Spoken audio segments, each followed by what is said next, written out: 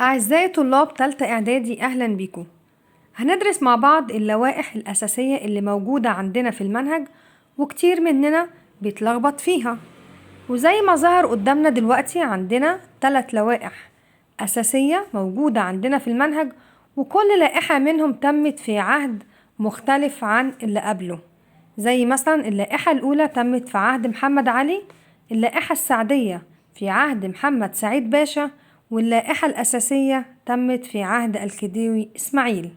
هناخد كل لائحة على حدة ونفهمها مع بعض. أول لائحة عندنا وهي اللائحة الجديدة عام 1837. وزي ما احنا عارفين إن محمد علي قسم مصر إداريا إلى 7 مديريات، يعني كل مصر قسمها كده إلى 7 مديريات، يعني زي 7 محافظات كده. وطبعا كان على رأس هذا النظام الإداري حكومة مركزية.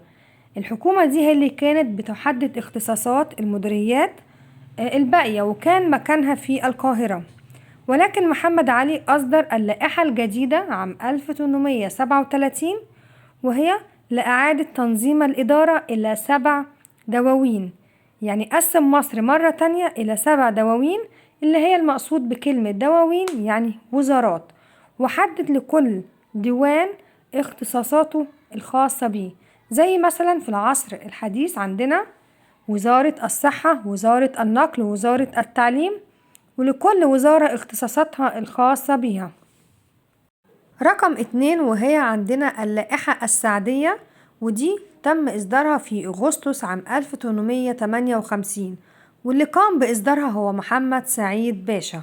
محمد سعيد باشا اهتم جدا بأحوال الفلاحين وأصدر هذه اللائحة، وكمان بموجب هذه اللائحة أصبح للفلاح حق توريث الأرض الزراعية، يعني الفلاح يقدر يورث الأرض الزراعية لولاده بعد ما ماتوا. وده طبعا مش زي نظام الاحتكار اللي عمله محمد علي، اللي هو كان بيقوم ان الحكومة بتقوم ممثلة في محمد علي بتحديد نوع الغلات التي تزرع في الجانب الزراعي. وكمان مش زي نظام الالتزام او نظام الانتفاع، حق الانتفاع اللي كان بيجعل الارض الزراعية ملكا للدولة ممثلة في السلطان العثماني، ويتم طبعا تكليف الفلاح بزراعتها وليس له حق التصريف فيها.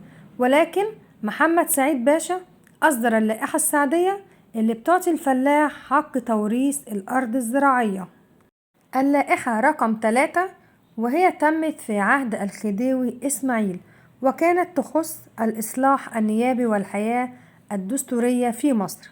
الخديوي إسماعيل أصدر اللائحة الأساسية، وهي كانت عبارة عن وضع أول دستور في مصر، وعرف باسم اللائحة الأساسية. واستخدمها الخديوي إسماعيل عام 1879 لتسوية ديون مصر في الفترة دي، لأن مصر دخلت في مجموعة من الديون الكبيرة جدا في عهد الخديوي إسماعيل. إذن اللائحة الأساسية والمقصود بها هي وضع أول دستور في مصر. ولكن التطورات الدستورية اللي عملها الخديوي إسماعيل، الدول الأوروبية طبعا أعاقت هذه كل الإصلاحات. ولو نفتكر مع بعض إن الخديوي إسماعيل أنشأ مجلس شورى النواب في عام 1866، وده طبعا بيعد بداية للمؤسسات النيابية في مصر. إذا درسنا مع بعض اللوائح الأساسية اللي موجودة عندنا في المنهج. إن شاء الله نذاكرهم كويس ونعرف نفرق ما بين ال3 لوائح اللي موجودين عندنا. وبتمنى لكم في النهاية النجاح والتفوق الدائم يا سنة تالتة.